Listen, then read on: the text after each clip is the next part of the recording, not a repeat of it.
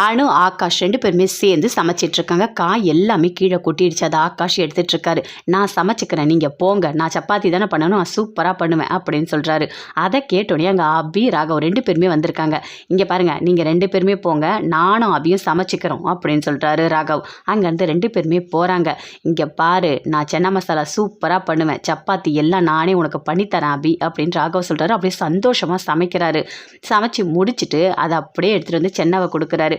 இந்தா சப்பாத்தி, நீ சாப்பிடு, நல்லா நான் பண்ணியிருக்கேன் அப்படின்னு சொல்லிட்டு கொடுக்குறாரு. சந்தோஷமாக சாப்பிட்றாங்க. சாப்பிட்டு முடிச்சுட்டு அப்படியே ரூமுக்கு வராங்க. வந்தவுடனே அப்படியே வாமிட் வருது. அப்படியே வாமிட் வரா மாதிரியே இருக்குது. அப்படியே ராகவ பார்க்குறாரு. பார்த்துட்டு அப்படியே கை ஏந்துறாரு. இந்தா என் கையிலே வாமிட் எடு அப்படின்னு சொல்கிறாரு. அபி அப்படியே பார்க்குறாங்க. பார்த்துட்டு அப்படியே ஓடுறாங்க. பாத்ரூமில் போயிட்டு வாமிட்லாம் பண்ணிட்டு வராங்க. வந்தவுடனே என்னாச்சு அபி, ஏன் இப்படி வாமிட் எடுக்கிற அப்படின்னு ராகவ கேட்குறாரு. இல்லைங்க, உங்ககிட்ட சொன்னால் எனக்கு கஷ்டமாக இருக்கும்னு நினச்சேன், இங்கே ஆசையாக செஞ்சு கொடுத்துருக்கீங்க, எனக்கு சென்னா மசாலானா பிடிக்காது அப்படின்னு சொல்கிறாங்க அபி. ஐயோ அபி, சாப்பிட்டுட்டியே அப்படின்னு ராகவ சொல்கிறாரு. சரி இரு, நீ எனக்கு வாமிட் வரும்போது ஏதோ இந்த ஓமம், சீரகம் இதெல்லாம் போட்டு கொடுத்தல, அந்த மாதிரி நான் பாயில் பண்ணி சுடு தண்ணி உனக்கு எடுத்துகிட்டு வந்து கொடுக்கட்டுமா அப்படின்னு சொல்கிறாரு. இல்லைங்க, எனக்கு அதெல்லாம் ஒன்றும் வேண்டாம் அப்படின்னு சொல்லிட்டு அபி சொல்லிட்டு இருக்காங்க. அப்படியே பார்க்குறாரு. சரி, உனக்கு ஏதாவது பிடிச்சது சொல்லு அப்படின்னு சொல்கிறாரு. எனக்கு பிடிச்சதா, இப்போ எதுக்காக நீங்கள் அதெல்லாம் கேட்குறீங்க அப்படின்னு அபி சொல்கிறாங்க. இல்லை, எனக்கு நீ நிறைய ஹெல்ப் பண்ணியிருக்க, உனக்கு ஏதாவது வாங்கி தரணும்னு எனக்கு தோணுது அப்படின்னு சொல்கிறாரு. எனக்கு வாங்கி தர போகிறீங்களா, எனக்கு அதெல்லாம் எதுவுமே வேண்டாங்க அப்படின்னு அபி சொல்கிறாங்க. எனக்கு பிடிச்சதை உங்களால் வாங்கிலாம் தர முடியாது, என்னாலேயே வாங்க முடியாது அப்படின்னு அபி சொல்கிறாங்க. என்ன அபி இப்படி சொல்லிட்ட, கண்டிப்பாக உனக்கு என்ன பிடிக்குமோ அதை என்கிட்ட சொல்லு, நான் வாங்கி தரேன் அப்படின்னு சொல்கிறாரு. எனக்கு உங்ககிட்ட இந்த விடுதலை வேணும் அப்படின்னு சொல்கிறாங்க அபி.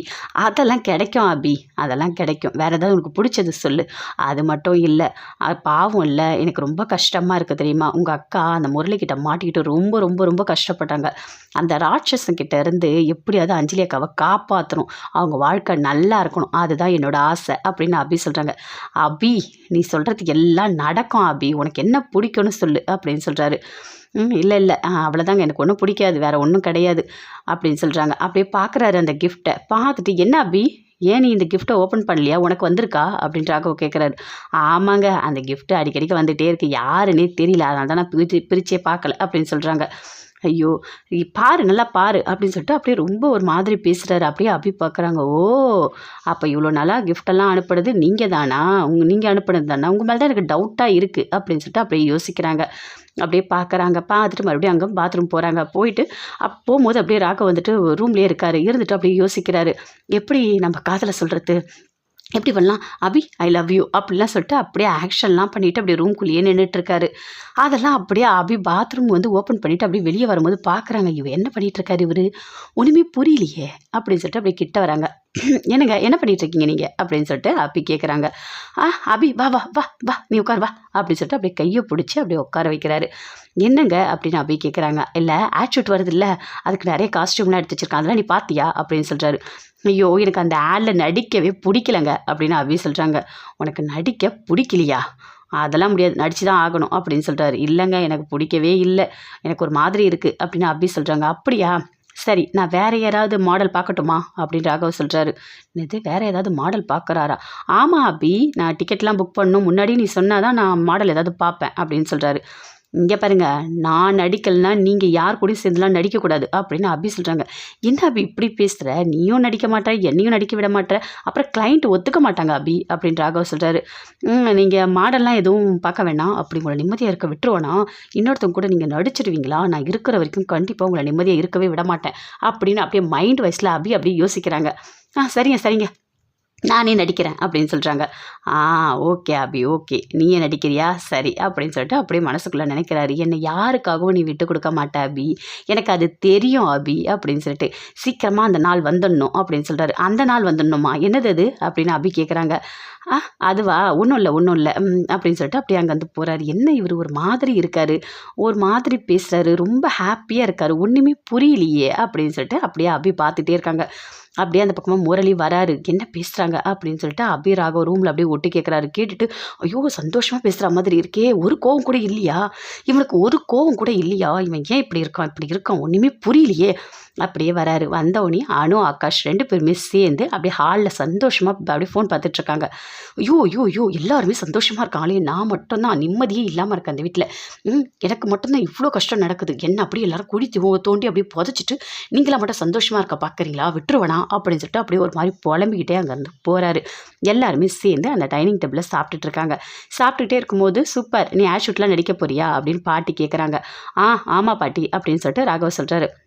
அப்போ ஃபோன் வருது. ஆகாஷ்க்கு அட்டன் பண்ணி பேசுகிறாரு. சொல்லு ஜீவா அப்படின்னு சொல்லிட்டு. இல்லை இந்த பைக் ரேஸ் இருக்குல்ல, அதுக்கு எல்லாமே அனௌன்ஸ் பண்ணிட்டாங்க அப்படின்னு சொல்கிறாரு. ஓ அப்படியா, பைக் ரேஸா, சூப்பர் சூப்பர், பார்த்துக்கலாம் அப்படின்னு சொல்லிட்டு ஃபோனை கட் பண்ணுறாரு. என்னது பைக் ரேஸா, இங்கே பாரு நீ அதெல்லாம் போகக்கூடாது அப்படின்னு சொல்லிட்டு சுந்தரி சொல்கிறாங்க. ஆனால் ஆகாஷ் அதெல்லாம் கண்டுக்கவே இல்லை. அனுவும் சொல்கிறாங்க நீ பைக் ரேஸ்லாம் போக வேண்டாம் அப்படின்னு சொல்லிட்டு. பாட்டி எல்லாருமே சொல்கிறாங்க இங்கே பாரு, உன்னோட ஆசைக்காக இன்னொருத்தவங்களோட பயத்தோடு நீ விளையாடக்கூடாது அப்படின்னு சொல்லிட்டு அங்கேருந்து அப்படி எழுந்து போகிறாங்க. இங்கே பாரு ஆகாஷ், நீ போ என்ஜாய் பண்ணு, ஆனால் கொஞ்சம் கேர்ஃபுல்லாக இரு அப்படின்னு சொல்லிட்டு ராகவ் சொல்கிறாரு. ஓகே ஓகே அப்படின்னு சொல்லிட்டு ஆகாஷ் பயங்கரமாக ரொம்ப சந்தோஷப்பட்டார். நான் சொல்கிறதெல்லாம் நீ கேட்கவே மாட்டியா, எதுக்காக ஆகாஷ் இப்படி பண்ணுற, எனக்கு பயமாக இருக்குது நீ ரேஸ் போகிறது அப்படின்னு சுந்தரி சொல்கிறாங்க. அப்போ கூட கண்டுக்கவே இல்லை. எல்லாருமே எழுந்து அங்கேருந்து போயிட்டாங்க. முரளிக்கு அப்படியே கோவமாக வருது. எல்லாரும் சந்தோஷமாக இருக்காங்க. ஆட்ஷூட் வேறு பண்ண போகிறான்னா, அவன் காதலை வெளிப்படுத்த போகிறான். அவன் காதலை வெளிப்படுத்திட்டா நான் என்ன பண்ணுவேன், ஐயோ விடமாட்டேன், என்னோட அபிக்கிட்ட அவன் காதலை சொல்லக்கூடாது அப்படின்னு சொல்லிட்டு அப்படியே கோவமாக வருது. ராகவ் உன்னை விடமாட்டேன் அப்படின்னு சொல்லிட்டு அப்படியே சுந்தரியோட கழுத்து பிடிச்சி அப்படி நெருக்கிறாரு. ஏய் கையை விடு அப்படின்னு சொல்லிட்டு அப்படியே சுந்தரி கையை எடுத்து விடுறாங்க. என்ன பண்ணுற, என்ன எதுக்கு சாகடிக்க பார்க்குற அப்படின்னு சுந்தரி அப்படியே கத்துறாங்க. இல்லை எனக்கு அந்த ராகவ் மாதிரி தோணுச்சு, அதான் உங்கள் கழுத்தை பிடிச்சிட்டேன் அப்படின்னு முரளி சொல்கிறாரு. ஐயோ கடவுளே, உன் கற்பனைக்கு ஒரு அளவே இல்லாமல் போச்சு, இந்நேரம் என்ன போட்டு சாவடிச்சிருப்ப போல இருக்கு அப்படின்னு சொல்லிட்டு அப்படியே சுந்தரி கத்துறாங்க. இங்கே பாரு, ஆட் ஷூட்லாம் அங்கே நடக்காது புரியுதா, அபி போக மாட்டா, நான் போகவும் விட மாட்டேன், பார்த்துக்கலாம், நான் லாவண்யா கிட்ட சொல்லிட்டேன், அப்படியே போனாலும் அங்கே ஏற்பாடு எல்லாமே நான் பண்ணிட்டேன், கண்டிப்பாக லாவண்யா தான் நடிப்பா புரியுதா அப்படின்னு சொல்கிறாங்க சுந்தரி. ஏற்பாடு பண்ணிட்டீங்களா அப்படி கிழிச்சிங்க, என்ன பண்ணீங்க, கரெக்டாக பண்ணீங்களா, ஏதாவது ஒழுங்காக பண்ணலை, எனக்கு வர கோவத்துக்கு என்ன பண்ணுவேனே தெரியுது, ஐயோ அப்படின்னு சொல்லிட்டு அங்கே வந்து சுந்தரி அப்படியே முறைச்சிக்கிட்டே போகிறாங்க. இவன் என்ன நம்ப கழுத்தை பிடிக்கிறான் அப்படின்னு சொல்லிட்டு அப்படியே ஒரு மாதிரி டென்ஷனாக இருக்காங்க. அப்படி பார்க்குறாங்க என்ன பண்ணலாம் அப்படின்னு சொல்லிட்டு லாவண்யா இருக்காங்க. அங்கேருந்து அபி வராங்க. வந்துட்டு அந்த காஸ்டியூம்ஸ் சாரீ இருக்கிற சாரீ அழகாக எல்லாமே கட்டிட்டு மேக்கப் ரூமில் இருக்காங்க ஆட் ஷூட் எடுக்கிறதுக்காக. அப்படியே மேக்கப் எல்லாம் போடுறாங்க. அப்போ வந்து ஒரு இது மாதிரி இருக்குது, ஒரு துணி மாதிரி, அதை அப்படியே பார்க்குறாங்க. இந்த ஸ்மெல் நல்லா இருக்கே அப்படின்னு சொல்லிட்டு அப்படியே பார்க்குறாங்க. மூந்து பார்த்தோன்னே அப்படியே மயக்கம் ஆயிடுறாங்க. அப்படியே லாவண்யா பார்க்குறாங்க. பார்த்துட்டு அப்பா நம்ம நினச்ச வேலை இவ்வளோ ஈஸியாக முடியும் நினச்சி கூட பார்க்கலையே அப்படின்னு சொல்லிட்டு அப்படியே வராங்க ஒளிஞ்சி. அப்படியே கீழே கிடக்குறாங்க. அப்படியே எடுத்துட்டு அந்த துணி கை எல்லாத்தையும் எடுத்துட்டு அப்படியே இழுத்துட்டு போகிறாங்க. இழுத்துட்டு போயிட்டு அங்கே ஒரு ரூம் இருக்குது, ட்ரெஸ் சேஞ்ச் பண்ணுற அந்த ரூம்குள்ளே அப்படியே வைக்கிறாங்க. வச்சுட்டு மேலே இருக்கிற துணி எல்லாத்தையும் எடுத்து அப்படியே மூடுறாங்க. மூடிட்டு அப்படியே வெளியே வராங்க. அபி நீ கண்டிப்பாக ராகவோட நடிக்கவே முடியாது, என்னோட ராகவோட உன்னை நடிக்க விட்டுருவேனா, நீ இங்கேயே இரு, இந்த ரூம் கிட்ட யாருமே வரவே மாட்டாங்க, வந்தாலும் நீ இருக்கிறது தெரியாது, எப்படி பார்த்தாலும் மயக்கம் தெளியவே தெரியாது அப்படின்னு சொல்லிட்டு ரொம்ப சந்தோஷமாக அங்கே வந்து லாவண்யா வெளியே வராங்க. அண்ட் ஹாலில் இருக்காங்க. அங்கே வந்து ஆகாஷ் வராரு. வந்த உடனே ஒரு புக்கு கொடுக்குறாரு. அதை வாங்கி பார்க்குறாங்க. பார்க்கும்போது ரொம்ப சந்தோஷப்பட்டாங்க. என்னங்க எனக்கு பிடிச்ச புக்காக வாங்கி கொடுத்துருக்கீங்க அப்படின்னு சொல்லிட்டு அனு சொல்கிறாங்க. ஆமாங்க, இதில் நிறைய சமையல்லாம் இருக்குது, உங்களுக்கு அது யூஸ்ஃபுல்லாக இருக்கும், அதான் நான் வாங்கிட்டு வந்தேன் அப்படின்னு ஆகாஷ் சொல்கிறாரு. சொல்லிட்டு 2 பேருமே சேர்ந்து சந்தோஷமாக பேசிகிட்டு இருக்காங்க. அங்கேருந்து அப்படியே சுந்தரி வராங்க. வந்த உடனே சொல்கிறாங்க இங்கே பாரு ஆகாஷ், உங்கள் பேரில் நான் அர்ச்சனை பண்ணிட்டு வந்தேன், இந்தாங்க இதில் பிரசாதம் இருக்குது எடுத்துக்கங்க அப்படின்னு விபூதியை கொடுக்குறாங்க. ஆனால் அனு அதை வாங்கவே இல்லை. அப்படியே ஓரமாக பின்னாடி போகிறாங்க. ஆகாஷும் வாங்கவே இல்லை. என்ன நான் விபூதி கொடுத்தா நீங்கள் வாங்க மாட்டீங்களா, இன்னும் கூட என் மேலே இருக்க கோவம் உங்களுக்கு குறையவே இல்லையா, என் மேலே உங்களுக்கு எப்போ நம்பிக்கை வருதோ அப்போ வாங்கினா போதும் ஆகாஷ் அப்படின்னு சொல்லிட்டு அங்கே வந்து அப்படியே சுந்தரி ஃபீல் பண்ணிக்கிட்டே போகிறாங்க. எனக்கே ஒன்றுமே புரியலங்க, நான் ஏன் இப்படி நடந்துக்கிட்டேன்னு எனக்கே தெரியல அப்படின்னு அனு சொல்கிறாங்க. இங்கே பாருங்க அனு, வருத்தப்படாதீங்க, உங்கள் மனசு என்ன சொல்லுதோ அதை மட்டும் நீங்கள் செய்யுங்க. இல்லை ஆகாஷ், நான் வந்து வலியை அதிகமாக அனுபவிச்சிருக்கேன், அதனால தான் இப்படி இருக்கேன் அப்படின்னு சொல்கிறாங்க. சரி பரவாயில்ல விடுங்க, நீங்கள் பண்ணது தான் கரெக்டு அப்படின்னு ஆகாஷ் சொல்கிறாரு. இன்னும் கொஞ்ச நாள் ஆகட்டும் அப்படின்னு சொல்லிட்டு இருக்காரு. 2 பேரும் அப்படியே ரொமான்ஸாக பேசுகிறாரு. உங்கள் வாய் அழகாக இருக்குது, உங்கள் கண் அழகாக இருக்குது அப்படின்னு சொல்லிட்டு அப்படியே ரொம்ப ரொமான்ஸாக பேசிகிட்டு இருக்காரு. பேசிட்டு அங்கேருந்து அப்படியே போகிறாரு. ஆனால் அப்படியே பார்க்குறாங்க, எதுக்காக இவங்க இப்படி பண்ணுறாங்க, இவங்க வந்து உண்மையிலேயே மாறிட்டாங்களா, இல்லை இவங்க மனசுக்குள்ளே ஏதாவது ஒரு விஷயம் இருக்கா அப்படின்னு சொல்லிட்டு அப்படியே யோசிச்சுட்டு இருக்காங்க. அப்படியே முரளி அப்படியே டென்ஷனாக இருக்காரு. நடக்குமா? இவங்க பண்ணதெல்லாம் நடக்குமா? லாவண்யாவ விட்டு எல்லாமே பண்ண சொல்லியிருக்காங்க. எல்லா விஷயமும் கரெக்ட்டா நடக்குமா? அப்படின்னு சொல்லிட்டு அப்படியே ஒரு மாரி டென்ஷனா யோசிச்சுட்டுருக்காரு. நடக்கணும். கண்டிப்பா நடக்கணும். இல்லன்னா நான் விடவே மாட்டேன். அபி எப்படியாவது நீ அந்த ராகவோட சேர்ந்து வாழணும்னு சொல்லிட்டு தானே என்ன கெட்டவன்னு நிரூபிக்கணும்னு நீ நெனச்ச. ஆனா அது எதுவுமே நடக்கல. ராகவுக்கு இப்போ உன் மேல காதல் வந்திருக்கா? வரட்டும், வரட்டும். ஆனா அவன் உன்கிட்ட சொல்லவே முடியாது. அப்படி ஒரு சூழ்நிலைய நான் உருவாக்கவே மாட்டேன். நான் உன் கூடவே எதுக்கு இருக்கேன் தெரியுமா அபி? உனக்கு எந்த நல்லதும் நடக்க விட மாட்டேன். நான் தான் உன் கூட வாழணும். நீ என்னோட வாழணும். இதுதான் நம்ப வாழ்க்கை. அஞ்சலிலாம் எதுவுமே கிடையாது அப்படின்னு சொல்லிட்டு அப்படியே மைண்ட் வாய்ஸ்ல அப்படியே தானாவே பேசிட்டு இருக்காரு. அங்கேருந்து ராகவ் வராங்க. ஷூட்டிங் எல்லாமே பண்ணிட்டு இருக்காங்க. எல்லாத்துக்கும் ஏற்பாடு எல்லாமே வந்துட்டாங்க ஷூட் பண்றதுக்கு. ராகவ் வராரு. வந்தோடனே அபி எங்க? அப்படின்னு லாவண்யா கிட்ட கேட்குறாரு. ஆ அபியா? அப்படின்னு சொல்லிட்டு அப்படி பார்க்குறாங்க. இல்லையே அபி இங்கே வந்தாளே எல்லாமே ரெடி ஆயிட்டேன்னு சொன்னாலே எங்கே காணோம்? அப்படின்னு சொல்லிட்டு அப்படி பார்க்குறாரு. ஐயோ கடவுளே! இல்லை எப்படியாவது ராகுவுக்கு எதுவுமே தெரிஞ்சிடவே கூடாது. அதுவரைக்கும் அபி கிடைக்கவே கூடாது. நான் தான் இந்த ஆட் ஷூட்ல நடிக்கணும் அப்படின்னு சொல்லிட்டு லாவண்யா மனசுக்குள்ளேயே நினைக்கிறாங்க. ஆ நான் பார்க்குறேன். எங்கே இருக்காங்கன்னு நான் பார்க்குறேன் அப்படின்னு சொல்லிட்டு அப்படி சுற்றி சுற்றி தேடுறாங்க. உடனே போனால் ராகவ் கண்டுபிடிச்சிருவான். கொஞ்ச நேரம் கழிச்சு போகலாம் அப்படின்னு சொல்லிட்டு அப்படி நின்றுட்டே இருக்காங்க. கொஞ்ச நேரம் கழிச்சுட்டு போகிறாங்க. இல்லையே அபி அங்கே இல்லையே, நானும் எல்லா இடத்துலையும் தேடிட்டேன் ராகவ் இல்லையே அப்படின்னு சொல்கிறாங்க. ஓ அப்படியா? என்ன இல்லைன்னு சொல்கிற? ஒன்றுமே எனக்கு புரியலையே. வந்தாலே ரெடி ஆகிட்டேன்னு சொன்னா, அப்புறம் நீ என்ன இல்லைன்னு சொல்கிற? எங்கே போயிருப்பா? இதுக்குள்ளே எங்கே போயிருப்பா? இங்கே ஷூட்டிங் இருக்குன்னு அவளுக்கு தெரியும்ல அப்படின்னு ராகவ் ஒரு மாதிரி பதட்டமாக அப்படியே சுற்றி தேடுறாரு. ஆனால் அந்த ரூம் கிட்ட மட்டும் போகவே இல்லை. அபி அப்படியே மயக்கத்தில் இருக்காங்க. லாவண்யா அந்த துணியெல்லாம் போட்டு அபியை மேலே அப்படியே போட்டு மூடி வச்சுருக்காங்க. நல்ல வேளை அந்த ரூம் பக்கம் அவன் போகலை அப்படின்னு சொல்லிட்டு லாவண்யா ரொம்ப சந்தோஷப்படுறாங்க. தெரியல அபி வீட்டுக்கு போயிட்டாலோ என்னவோ அப்படின்னு லாவண்யா சொல்கிறாங்க. இல்லையே போக மாட்டாளே, என்கிட்ட ஒரு வார்த்தை சொல்லுவாளே அப்படின்னு சொல்லிட்டு அப்படி யோசிக்கிறாரு. ஒன்றுமே புரியலையே அப்படின்னு சொல்லிட்டு. இல்லை டைம் வேற ஆகுது, நான் வேணா நடிக்கட்டுமா அப்படின்னு சொல்லிட்டு அப்படி லாவண்யா கேட்குறாங்க. ராகவுக்கு அப்படியே கோவமாக வருது. இல்லை இல்லை நான் பார்க்குறேன், நான் ஃபோன் பண்ணி பார்க்குறேன் அப்படின்னு சொல்லிட்டு ஃபோன் பண்ணுறாரு. ஆனால் ஃபோன் எடுக்கவே இல்லை. என்ன இது ஃபோனையும் எடுக்கலை, எங்கே போனானும் தெரியல, ஒன்றுமே புரியலையே. வந்தாளே அப்படின்னு சொல்லிட்டு அப்படி ஒரு மாதிரி டென்ஷனாக இருக்காரு. என்னங்க டைம் ஆகுது, நம்ம ஷூட் பண்ணலாமா அப்படின்னு சொல்லிட்டு அங்கே இருக்கவங்களாம் கேட்குறாங்க. இல்லைங்க கொஞ்சம் வெயிட் பண்ணுங்கள், கொஞ்ச நேரம் டைம் கொடுங்க அப்படின்னு ராகவ் கேட்குறாரு. எதுக்காக ராகவ் டைம்லாம் கேட்குற? நான் தான் உன் கூட இருக்கேன்ல, நான் தான் உன்னோட பேர், நீயும் நானும் சேர்ந்து நம்ம நடிப்போம், நான் நல்லா நடிப்பேன் அப்படின்னு சொல்லிட்டு அப்படியே மனசுக்குள்ளேயே யோசிக்கிறாங்க. ராகவுக்கு ஒரு மாதிரி டென்ஷனாக இருக்குது. வீட்டுக்கும் ஃபோன் பண்ணுறாரு. அபி இருக்காளான்னு சொல்லிட்டு. இல்லையே இங்கே வரலையே, கிளம்பிட்டாளே அப்படின்னு சொல்லிட்டு பாட்டி சொல்கிறாங்க.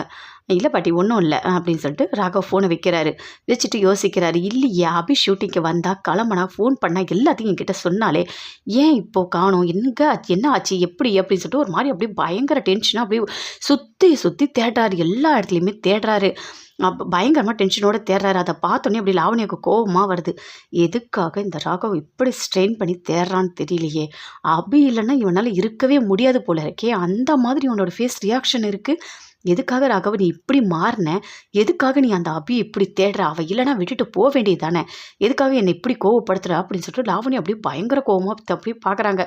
ஆனால் ராகவ் விடாமல் தேடுறாரு. அபி அப்படின்னு சொல்லிட்டு சுற்றி சுற்றி கத்தி கத்தி தேடுறாரு. ஆனால் அபி கிடைக்கவே இல்லை.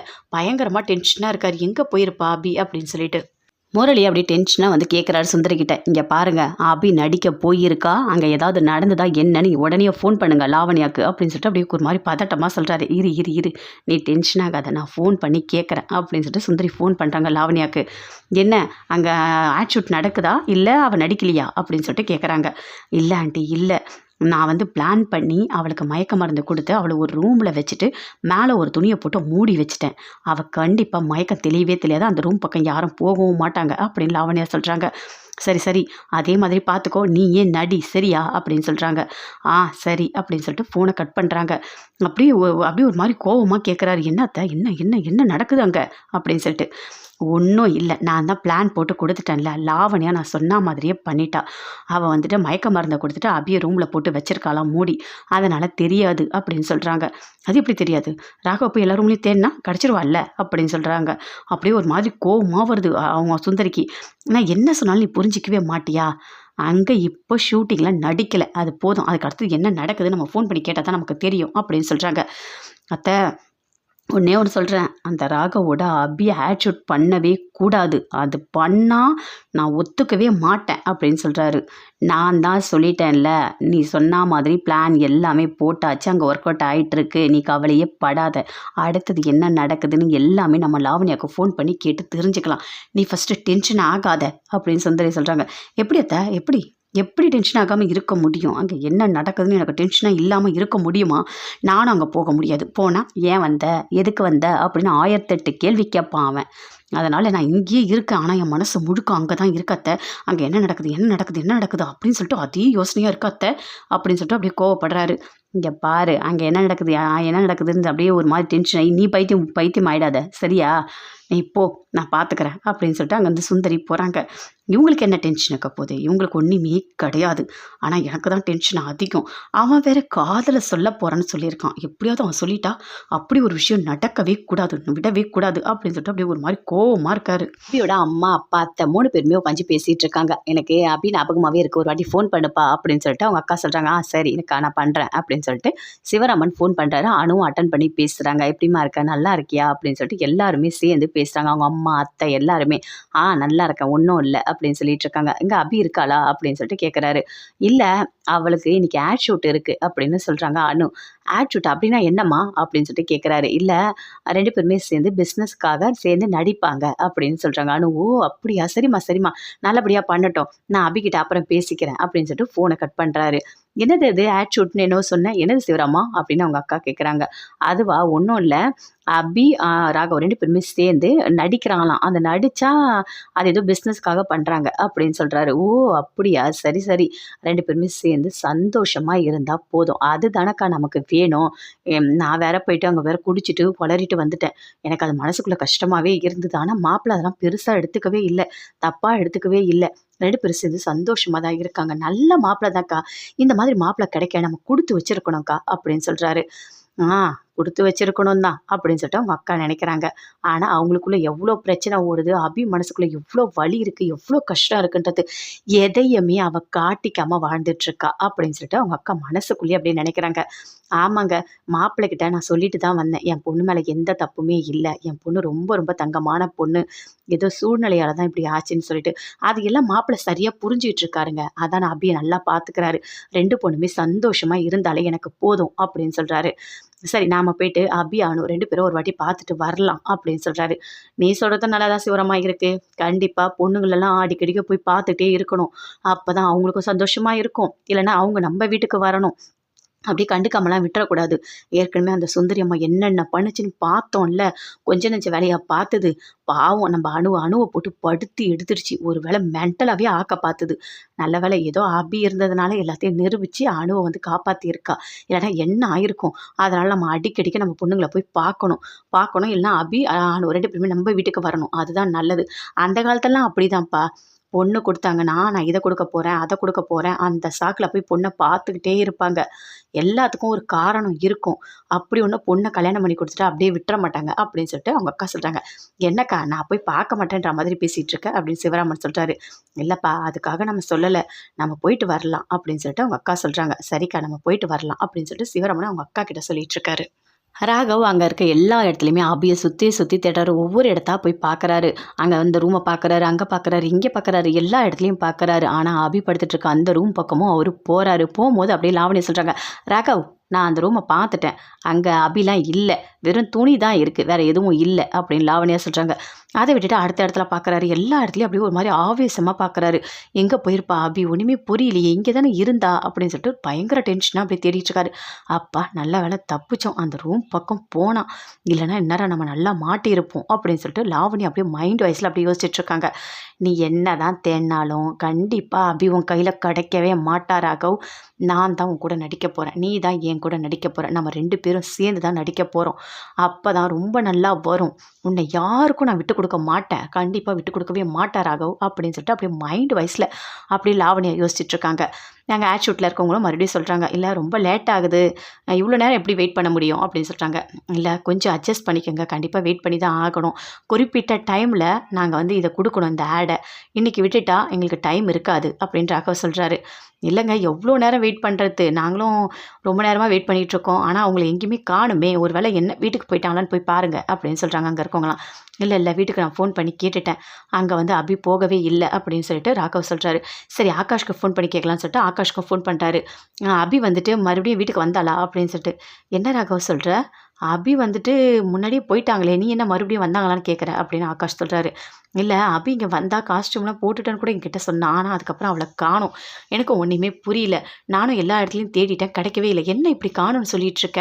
அப்படின்னு சொல்லிட்டு ஆகாஷ் அப்படியே டென்ஷன் ஆகுறாரு. "இரு கொஞ்ச நேரத்துல நான் அங்க வரேன். வந்து நான் பார்த்துக்கிறேன்." அப்படின்னு சொல்லிட்டு ஆகாஷ் அப்படியே டென்ஷனா வராரு.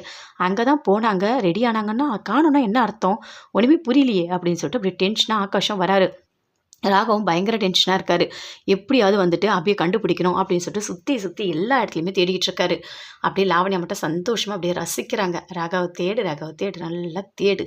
அப்படியே கத்தி, கத்தி என்ன கத்துனாலும் உன்னோட அபி உன்கிட்ட வரவே மாட்டா. நான் வர விடவே மாட்டேன். வா! நீயும் நானும் சேர்ந்து தான் நடிக்கணும். வேற உனக்கு வழியே கிடையாது அப்படின்னு.